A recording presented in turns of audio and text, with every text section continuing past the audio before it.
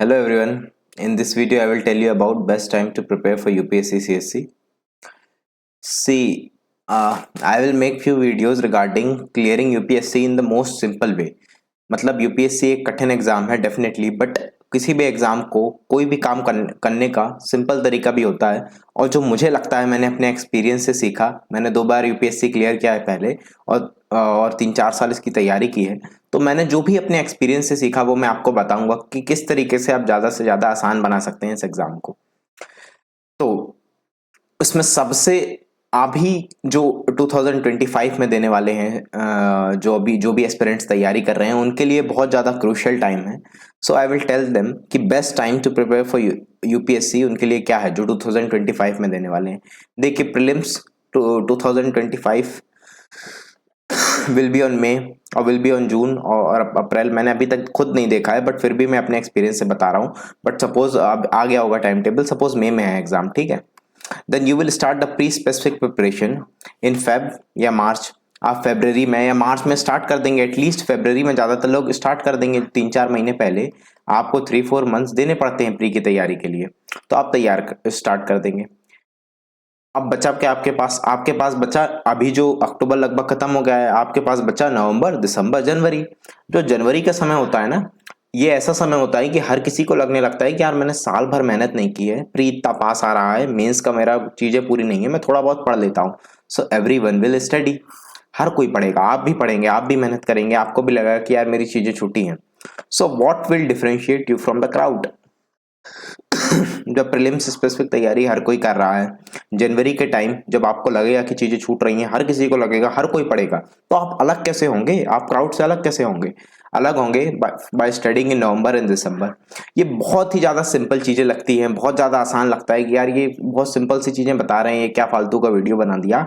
But मैं अपने experience से बता रहा हूँ। 2020 में मैंने प्री दिया था जिसमें कि मैं फेल हो गया था।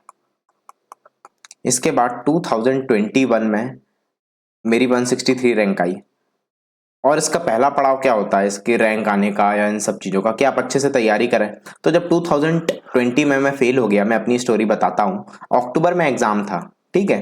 अक्टूबर में एग्ज़ाम हुआ था, आई थिंक 10th या किसी अक्टूबर में हुआ था एग्ज़ाम 2020 में प्री में।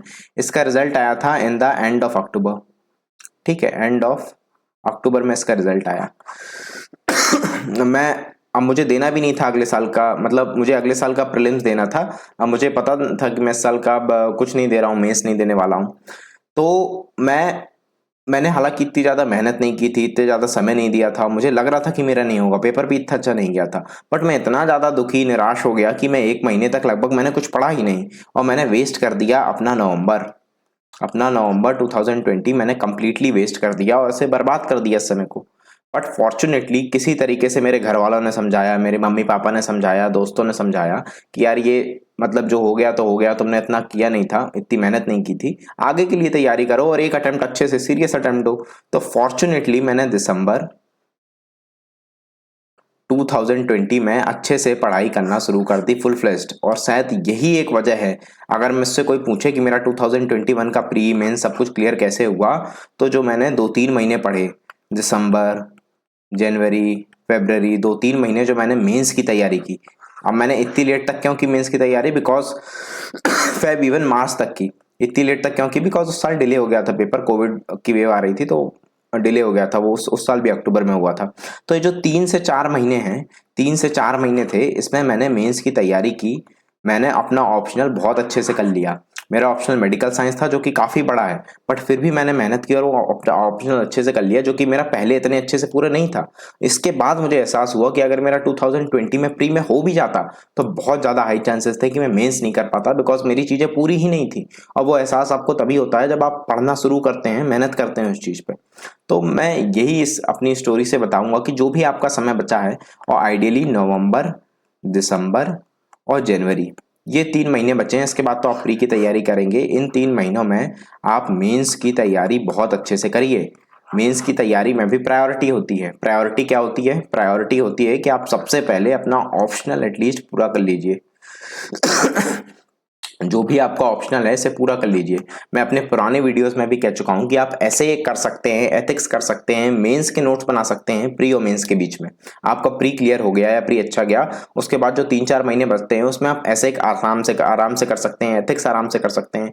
इवन अगर आपने मेंस के सिलेबस में जो टर्म्स दिए हैं उसके नोट्स नहीं बनाए तो वो भी बना सकते हैं। बट एक चीज है जो आप बिल्कुल भी नहीं कर सकते, वो है ऑप्शनल। मतलब कुछ लोगों ने किया है, डेफिनेटली एक्सेप्शन रहते हैं, बहुत सारे ऐसे लोग हैं, मतलब कुछ ऐसे, बहुत सारे तो नहीं, कुछ ऐसे लोग हैं जिन्होंने ऑप्शन पढ़ा नहीं था और प्री और मेंस के बीच में करके उनकी बहुत अच्छी रैंक आई। लेकिन मोस्ट ऑफ द लोगों को मैं अपने एक्सपीरियंस से बता रहा हूँ कि प्री और मेंस के बीच में बाकी चीजें हो जाती हैं बट ऑप्शनल करना बहुत बहुत ज्यादा हेक्टिक हो जाता है। तो एटलीस्ट ऑप्शनल आप एक बार कर लें, और आई विल पर्सनली एडवाइस कि आप एटलीस्ट इसका 1 से 2 रिवीजन भी कर लें। अभी आपके पास समय है, जो भी अच्छे से तैयारी कर रहा होगा उसका काफी कुछ पूरा भी हो चुका होगा, तो आप एटलीस्ट ऑप्शनल सॉरी मेरा थोड़ा गला खराब है, एटलीस्ट ऑप्शनल आप अच्छे से कर लें, उसे 1 से 2 बार रिवाइज कर लें। बिकॉज ये बहुत बहुत ज़्यादा हेल्प करेगा। अगर आपका प्री क्लियर हो गया तो आप उस समय, अगर आप अभी आपने मेहनत नहीं की ना, तो आप उस समय बैठ के रोएंगे, परेशान हो जाएंगे कि यार काश मैं उस समय पढ़ लेता। एक गोल्डन अपॉर्चुनिटी होती है अगर आपका प्री क्लियर हो गया, बिकॉज प्री काफ़ी डाइसी आता है। अगर आपका प्री क्लियर हो गया तो आपके पास गोल्डन अपॉर्चुनिटी रहती है कि अगर आप मेहनत करें उन 3-4 महीनों में और आप मेंस में अच्छा कर पाएं, और बहुत हाई चांसेस रहते हैं कि आप मेंस में मेहनत कर रहे हैं तो आपको कोई ना कोई रैंक जरूर आती है। तो उसका मेहनत वो उस समय शुरू नहीं होगी वो मेहनत आज से ही शुरू हो जाएगी। वो मेहनत नवंबर, दिसंबर, जनवरी, ये जो मेन टाइम है, क्योंकि उस टाइम जिसका भी क्लियर होता है हर कोई 100% बच्चे पढ़ते हैं। बट इस टाइम आधे बच्चे हैं जो नहीं पढ़ते हैं, खासकर नवंबर दिसंबर में तो बहुत सारे बच्चे हैं जो छोड़ देते हैं पढ़ाई छोड़ छोड़ देते हैं इन द सेंस, मतलब कम कर देते हैं पढ़ाई। बट आपको ऐसा नहीं करना है, आपको लगातार पढ़ाई करते रहना है नवंबर, दिसंबर, जनवरी। मैं ये नहीं कह रहा कि कुछ आप एक्स्ट्रा ऑर्डिनरी कर लें, बट एटलीस्ट जो रेगुलर आ रहे हैं 7 घंटे 8 घंटे जो भी आप दे रहे हैं, उतना समय आप दें, अपना ऑप्शनल अच्छे से, बहुत अच्छे से पूरा करें।